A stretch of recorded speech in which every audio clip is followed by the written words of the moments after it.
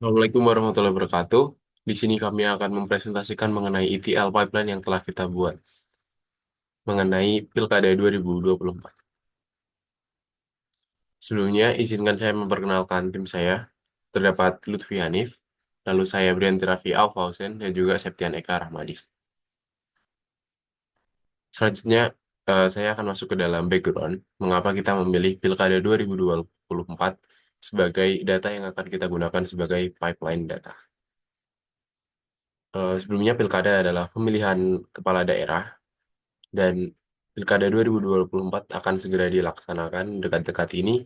Oleh karena itu kita mempertimbangkan kepentingan Pilkada ini dan juga bagaimana sejauh ini Pilkada telah tersebar di berbagai jenis media berita. Oleh karena itu kita ingin eh, melihat sebagai eh, sebagai pemilih juga tentunya bagaimana sih kira-kira eh, pengaruh dari berita-berita yang terdapat pada portal berita dengan cara melihat sentimental value-nya dan mengukur tentang eh, isi berita apa saja yang dikeluarkan oleh portal berita tertentu. Objektif atau goals atau tujuan dari pipelining kita adalah kita ingin membuat sebuah data network yang memungkinkan kita untuk melakukan automasi koleksi, lalu processing datanya, dan juga melakukan analisis terhadap eh, dua jenis informasi. Sehingga kita harap bahwa hasil dari pipelining kita dapat menjadi cara bagi kita untuk memonitor berita-berita terkini mengenai Pilkada 2024 dan juga isu-isu yang mungkin terkait dengan Pilkada, dan kita dapat mengetahui bagaimana respon dari tiap portal berita mengenai Pilkada ini. Apakah beritanya lebih sering untuk menampilkan hal yang negatif atau yang positif atau yang netral mengenai semua paslon maupun Pilkada yang akan dilaksanakan. Selanjutnya saya akan masuk ke arsitektur desain. Di sini terdapat eh, 4 tahapan. Yang pertama ada trigger atau untuk starting workflow-nya. Trigger sendiri itu yang nantinya menjadi awal dari ETL pipeline kita, di mana kita menggunakan eh, Apache Airflow, di mana kita bisa melakukan trigger secara manual menggunakan Airflow UI, maupun kita melakukan penjadwalan seperti per jam atau per hari. Selanjutnya ada extract, itu adalah tahapan awal dari ETL kita, di mana kita akan melakukan scraping data dari detik.com dan juga pikiran.com, di mana nanti kita akan mendapatkan 2 raw data atau data mentah yang nanti akan kita lanjut proses pada tahapan selanjutnya yaitu transform. Di sini kita akan melakukan cleaning data lalu processing sehingga kita dapat membandingkan antar kedua data yang telah diproses sehingga mereka memiliki format yang sama. Selain itu, kita juga akan menaruh sentimental analisis menggunakan text block supaya kita dapat mengetahui kira-kira dari berita yang telah kita ambil, yang telah kita scraping itu beritanya apakah dia positif, negatif, ataupun hanyalah berita netral. Dan yang terakhir itu adalah bagian loading atau load, di mana kita akan menyimpan data yang telah kita ubah, telah kita transform ke dalam sebuah struktur format di dalam database, sehingga kita dapat melakukan hal yang ingin kita lakukan dari awal, yaitu menganalisis data yang telah kita ambil dari scraping. Sehingga kita dapat melihat dan mengevaluasi serta membandingkan antara bagaimana tiap portal berita menggambarkan Pilkada 2024. Apakah dengan positif, negatif, ataupun netral. Selanjutnya dari arsitektur overview, di sini kita akan melakukan extraction data dari detik.com dan juga pikiranrakyat.com, dan lalu akan ditransform menggunakan Pandas, Python, dan text block yang selanjutnya akan di-loading ke dalam SQL untuk penyimpanan di database dan lalu akan divisualisasikan pada website. Dan di sini nanti akan dilingkupi oleh Apache Airflow, di mana dia akan yang menjadi trigger serta akan eh, serta akan berada dalam Docker, di mana dia yang akan menjalankan programnya secara terus-menerus supaya kita dapat mendapatkan data terbaru tiap waktunya. Selanjutnya kita akan masuk ke dalam penjelasan ETL prosesnya, yaitu extract, di mana kita akan melakukan data scraping mengenai konteks yang sama, yaitu paslon Pilkada 2024 dari dua jenis portal berita, yaitu detik.com dan juga pikiranrakyat.com. Dan bentuk dari data yang telah kita ambil atau datanya dapat dilihat pada PPT. Selanjutnya, ETL proses transform, di mana kita nantinya akan mengapply text block, yang itu nanti akan melakukan analisis sentimen terhadap raw data yang telah kita ambil, sehingga kita dapat menilai positif atau negatifnya suatu berita. Dan selain itu kita pada proses ini kita juga akan membersihkan dan juga menyamakan data supaya dua-duanya comparable atau bisa dibandingkan. Dan terakhir dari ETL proses kita yaitu load, di mana kita akan menggabungkan data yang merupakan hasil dari transformasi kita, di mana nantinya kita akan dapat menganalisis eh, rata-rata atau ya rata-rata konten dari tiap portal berita, sehingga kita dapat mengambil kesimpulan apakah dari berita itu lebih sering mengeluarkan berita positif atau negatif, ataupun hanya berita neutral saja. Selanjutnya akan dilanjutkan oleh teman saya. Baik, saya akan melanjutkan penjelasan dari rekan saya, Brian. Pada tahap ini saya akan menjelaskan mengenai kode mentah dari proses ETL yang ada di proyek ini. Sebentar. Oke, jadi yang pertama kita akan menginstal uh, library terlebih dahulu. Di sini ada library request, beautiful shop 4 dan text block. Oke, selanjutnya kita akan memanggil library yang sudah kita install, import request. Request ini digunakan untuk mengirim HTTP request dan mengakses halaman web. Yang kita dapat menggunakannya untuk mendapatkan konten dari halaman web artikel yang kita cari nanti. Terus juga untuk Beautiful Shop, ini adalah library untuk melakukan parsing dan manipulasi HTML. Ini memungkinkan kita buat mengekstraksi informasi tertentu, misalkan nanti kita ada ambil mana headline, ada ngambil date, ada ngambil konten. Nah, ini pakai Beautiful Shop. Terus ada text block. Nah, ini salah satu yang paling penting juga. Text block di sini digunakan untuk menganalisis sentimen dari teks yang kita ambil. Nanti dia akan mengklasifikasikan teks sebagai hasil yang positif, negatif, atau netral berdasarkan analisis polaritasnya. Ya, untuk CSV nanti bakal di-convert ke CSV dulu karena ini file yang mentah, walaupun nanti di file sesungguhnya, di file yang sudah terintegrasi dengan Airflow akan di drop ke database online. Akan di parsing ke database online. Oke. Sudah berhasil. Terus ini juga ada fungsi untuk menganalisis sentimen. Nah, tujuan fungsi ini digunakan untuk menentukan nih apakah sentimen dari artikel dari berita yang kita kutip nanti itu adalah positif, negatif, atau netral menggunakan text block. Nah, text block ini menghitung polaritas dari konten. Nah, polaritas ini adalah nilai antara negatif 1, 0, dan juga positif 1. Kalau negatif 1 berarti nanti sentimennya negatif, positif berarti sentimennya positif, kalau 0 itu netral. Oke, di sini udah ada fungsinya, udah berhasil. Nah, ini mungkin salah satu yang paling penting yang akan saya jelaskan di bagian saya, yakni mengenai fungsi scraping dari detik.com. Ini dari Detik, nanti ada juga dari pikiranrakyat.com. Jadi ada dua sumber data yang kita ambil. Untuk metodenya hampir mirip. Untuk metode scrapingnya kita menggunakan scraping langsung dari websitenya. Kita coba jalankan dulu apakah berhasil. Ya, sudah berhasil. Nah, jadi nanti akan ada empat empat hal atau 4 atribut yang bakal kita ambil dari website tersebut, yakni meliputi headline, date, link, dan juga kontennya. Untuk tahapannya sendiri, yang pertama nanti kita akan memasukkan search URL. Search URL ini dimasukkan di akhir ketika kode dijalankan di sini. Lalu ada hal, ini jumlah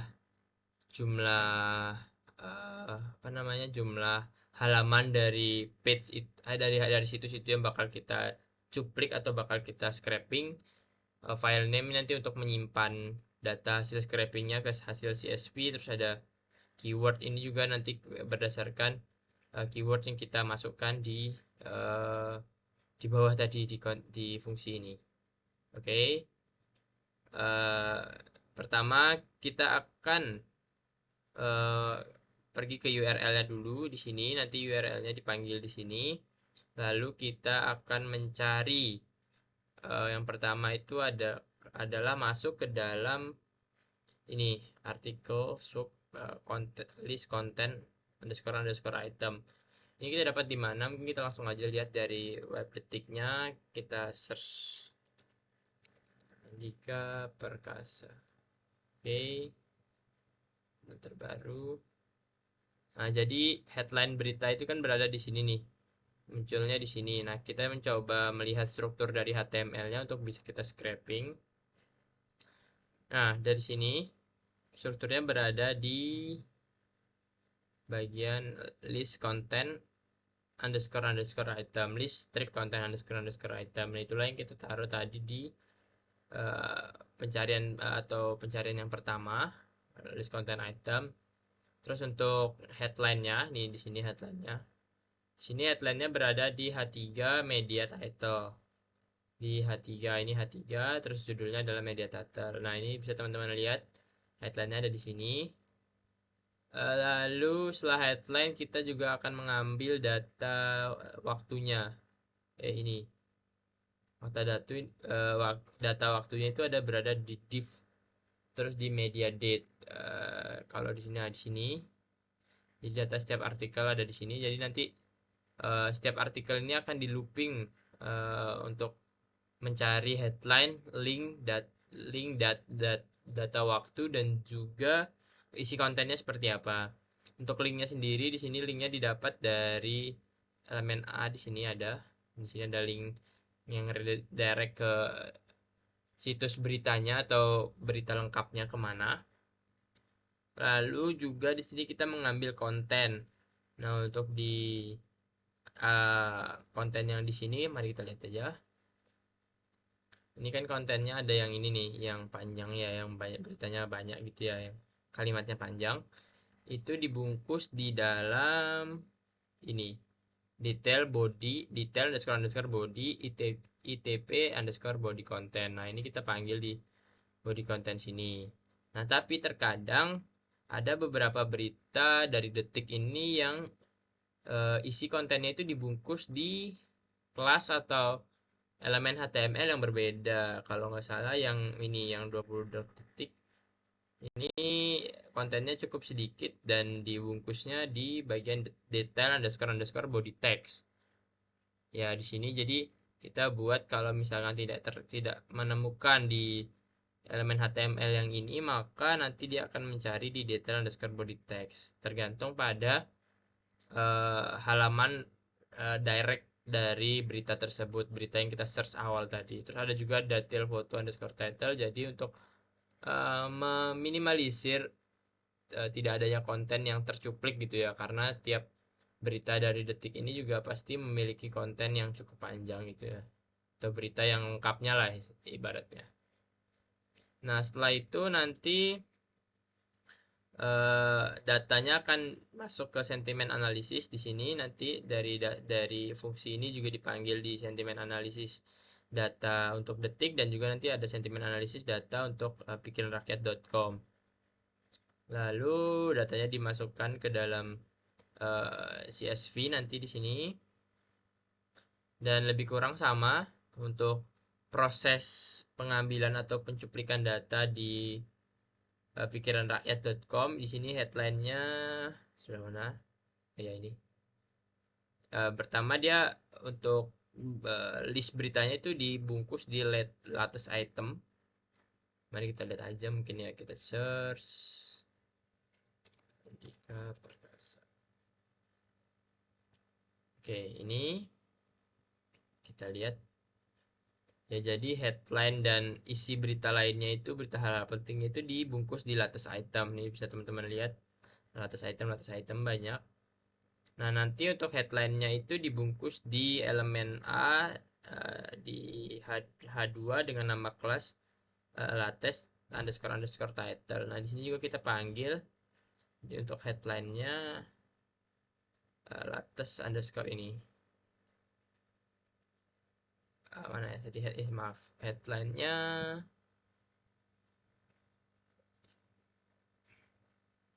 ini ya. Di sini headline, terus linknya juga ada di sini di tempat yang sama sama headline.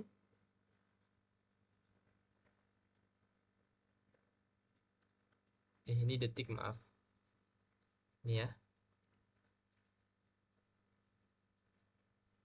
Nah, terus untuk kontennya di sini kita akan melihat satu-satunya salah satu berita dari ini, dari pikiranrakyat.com. Kontennya itu dibungkus di read underscore underscore content clear fix. Makanya di sini ada read underscore underscore content clear fix dengan tipe elemen HTML artikel. Sama juga seperti proses detik tadi, akan dilakukan sentimen analisis dan juga di print dan dimasukkan ke dalam CSV. Oke, ini coba kita run dulu. Ini berhasil di run, yang ini berhasil di run.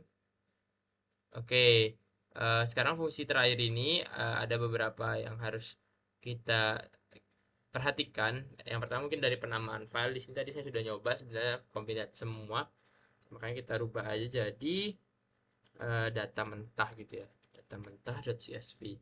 Nah, untuk di fungsi scrap detik dan juga scrap pikiran rakyat ini ada beberapa parameter yang harus dimasukkan. Satu di sini di paling depan ini menandakan jumlah halaman yang bakal di scrap, ada berapa halaman. Ya udah, ini saya coba akan taruh satu aja supaya untuk mempercepat prosesnya. Terus file name ini akan mengacu pada tempat menyimpan filenya nanti di sini. Terus ini Andika Perkasa, ini hanya keyword untuk memisahkan atau menandakan bahwa ini berita untuk Andika Perkasa atau Ahmad Lutfi gitu ya. Terus di sini ada linknya. Nah, link dari tiap-tiap berita.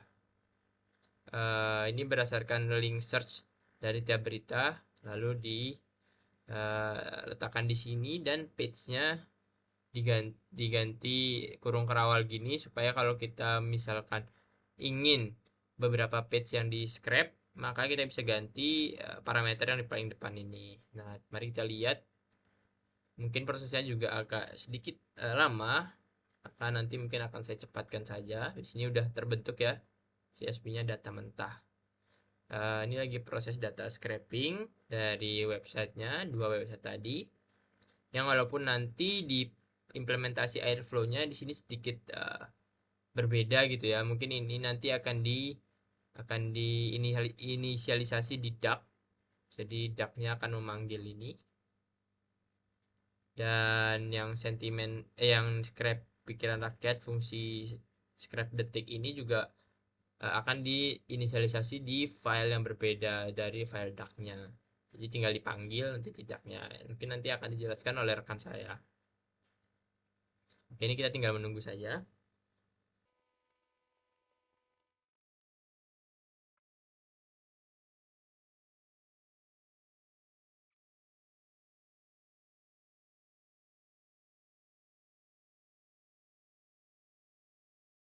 Oke, prosesnya sudah selesai dan datanya sudah disimpan. Sebentar, kita akan lihat datanya. Ini data mentah.csv. Nah, jadi datanya berupa gini. Ada tabel source, tabel keyword, tabel headline, tabel date, tabel link, tabel content, dan juga tabel sentimen. Nah, untuk tabelnya ini jadi langsung disatukan di satu tabel yang sama, karena proses transformnya di sini hanya menyeleksi data-data yang penting saja dari web portal berita tersebut. Nah, ini juga kita bisa lihat source-nya ini dari Detik, terus untuk keyword Andika Perkasa, untuk misalkan dari pikiran rakyat, coba kita lihat ya. Kalau dari pikiran rakyat ini ada search buat Andika Perkasa, terus ini ada search untuk Ahmad Lutfi, di sini juga ada analisis sentimennya dari isi konten yang ada di berita tersebut. Dan begitulah data mentahnya sudah berhasil di scrap dari webdetik.com dan juga pikiranrakyat.com. Selanjutnya akan dilanjutkan untuk langkah konfigurasi dan juga penyelesaian di Airflow-nya untuk dapat melakukan eh, pengulangan atau pengambilan data secara berkala. Selanjutnya akan dijelaskan oleh rekan saya Lutfi Hanif. Baik, di sini saya akan menjelaskan mengenai konfigurasi Apache Airflow, terutama di DAX-nya atau Directed Action Graph. Di sini kelompok kami menggunakan Airflow diimplementasikan menggunakan Docker. Untuk itu, yang pertama saya akan menjelaskan mengenai konfigurasi untuk Docker-nya terlebih dahulu. Yang pertama kita memerlukan Docker Compose YAML. Ini adalah isi dari aplikasi apa yang akan kita taruh di Docker tersebut di suatu kontainer itu. Juga untuk instalasi build image-nya, kita perlu file yang bernama Dockerfile. Nah, di sini kami menginstal image dasarnya itu menggunakan Airflow dengan versi 2.7.0.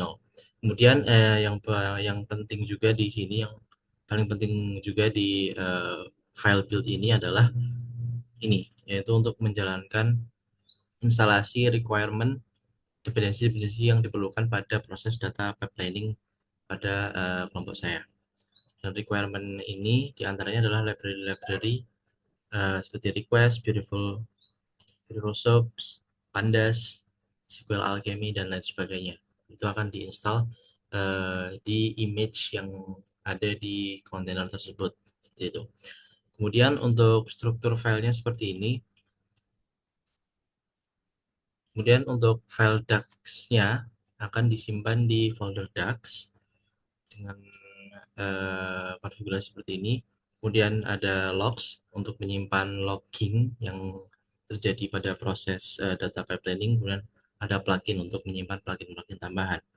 Kemudian di sini saya akan menjelaskan mengenai DAX yang berjalan. Di sini kami hanya ada dua file. Yang pertama ada script.py, ini berisi script untuk scraping dan juga extract, transform, dan load. Kemudian yang nanti akan dipanggil di etl duck. Nah, ini adalah file dari duck-nya. Nah, di sini seperti yang sudah dijelaskan teman saya sebelumnya, proses ETL-nya itu berada di satu file yang bernama script.py ini, yang nantinya beberapa fungsi yang ada di sini akan dipanggil dari satu fungsi di duck-nya yang dibagi menjadi 5 task kurang lebih seperti ini. Ya, di sini setiap scraping tidak di-outputkan dalam bentuk file CSV, namun disimpan pada suatu pandas data frame yang nantinya akan di-combine dijadikan satu menjadi satu buah pandas data frame yang sudah ditransform dan juga sudah di sentiment analysis yang akan nantinya akan diinputkan ke SQL database. Ini di sini kami menggunakan ClickHouse database. Seperti itu. Untuk tampilan Apache Airflow web servernya seperti ini, kita bisa mengaktifkan DAG yang akan kita gunakan. Di sini hanya ada satu, etl duck, dan terlihat ada proses running yang sedang berjalan.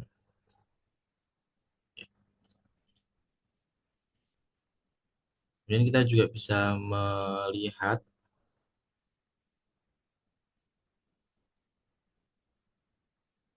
ya, graph dan juga logging. Sebentar. logging dari proses yang berjalan seperti ini. Ini kurang lebih graf dari proses data pipeline kami seperti ini. Pertama, scrap dari detik satu ini untuk paslon nomor satu, proses detik satu ini juga dari untuk memproses sentiment analysis maksudnya. Kemudian scrap detik 2 ini untuk dari detik untuk paslon nomor 2, kemudian diproses juga dan seterusnya sampai di web pikiran rakyat untuk paslon nomor 2 diproses dan kemudian di-combine di task ID. Nah, di task ID ini juga akan ada fungsi untuk memparsing ke database server seperti itu. Kita tunggu sebentar agar fungsinya bisa berjalan semua. Ya, di sini setelah tadi proses data pipelining-nya sudah berjalan dan sukses, maka data-data tersebut akan dimasuk di database ClickHouse ini. Ini database SQL ClickHouse dan nantinya ini juga akan di-fetch-kan dengan web server seperti itu. Nah, contoh web servernya sebentar, sudah berjalan.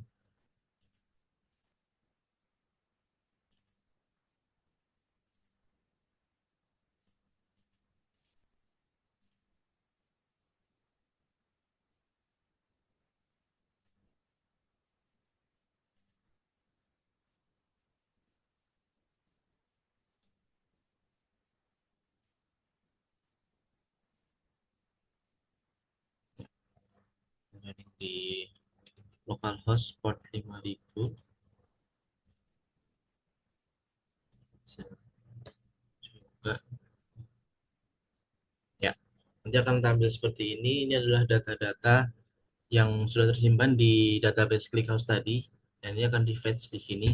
Jadi hasil dari analisis kami adalah bahwa pasangan calon nomor satu di dua portal web berita yang berbeda yaitu detik.com dan pikiranrakyat.com itu cenderung positif dan netral ya. Kebanyakan netral dan ada beberapa positif dan tidak ada sentimen negatif terkait yang ada di berita-berita tersebut. Namun untuk paslon nomor 2 itu ada sedikit yang analisis kami itu menunjukkan negatif, namun cenderungnya kebanyakan di netral.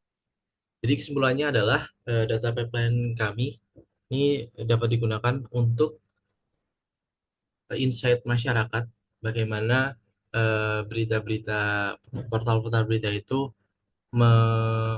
menuliskan ataupun mempublikasikan terkait dengan paslon-paslon di Pilkada Jateng tahun 2024 ini. Sekian dari kelompok kami. Assalamualaikum warahmatullahi wabarakatuh.